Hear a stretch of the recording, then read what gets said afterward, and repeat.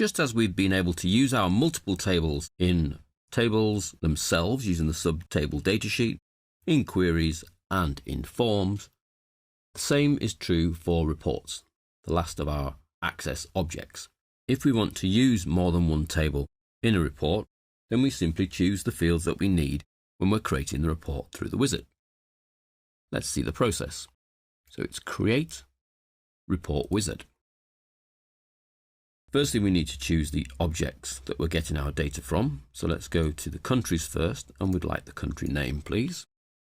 Then we can go to the customers and like the first name, the last name, total purchase. Then when we go next, you'll see that we have this extra option that has not been there previously by how we want to group the data by the customers or by the countries. So you can see that the countries will form a little subheading, and then we'll see each of the customers' data. Next, do you want any grouping of effectively the other three fields below the country name? Actually, I don't, because grouping by the country name is fine. Next, do I want to sort the records? Yep, let's go for a last name followed by a first name sort. What about summary options? Because I'm grouping by the country, I can actually choose a mathematical function on any of my numeric fields. Let's choose sum in the total purchase. Okay. Next, stepped, block or outline. Very difficult to decide on the right choice here, but outline is very messy. Let's go with stepped. And then next, what title do you want for your report? And it's just put the name of the first table. So let's call it report customers by country, and finish to preview the report. So there's my report, Australia customers first, and then all of those Australian customers, just like previously when we've used the wizard. Hasn't quite widened that field enough, but we know we can drop into design and widen that. Probably want to actually move these along a bit. Let's move those along and widen that up. Need to also move the labels up so that they match up with the columns. And print preview, see what that looks like. So now we can actually read the total purchase YTD.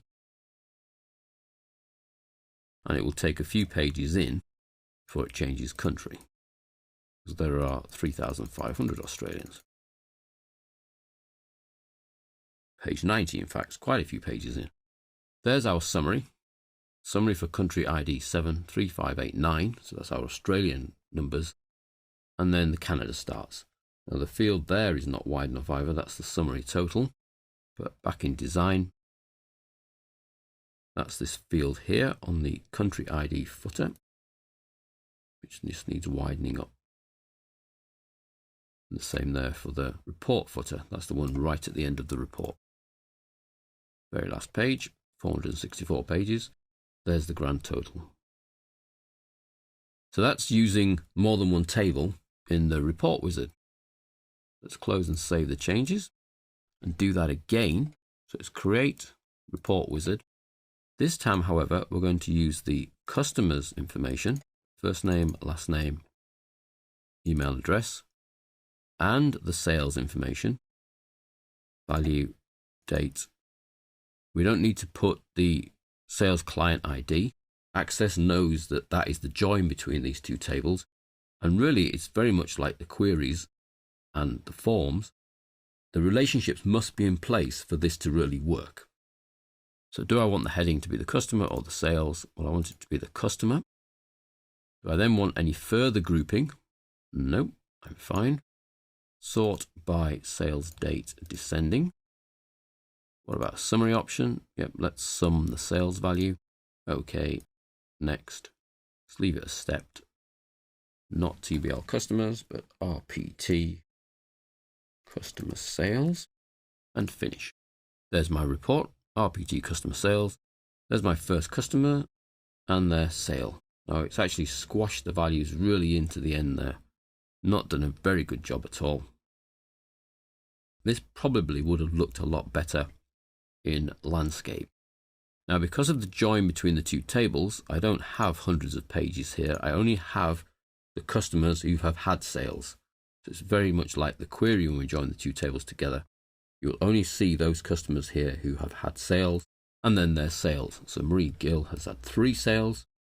Darren has had 3 sales. So has Maurice. Bianca hasn't had as many. Elizabeth's had 3. Calvin's had 3. Quite a few of them have had 3. And there Larry's had 4. Chad's only had 1. So the join is the default join, and you cannot change that relationship during the creation of the report.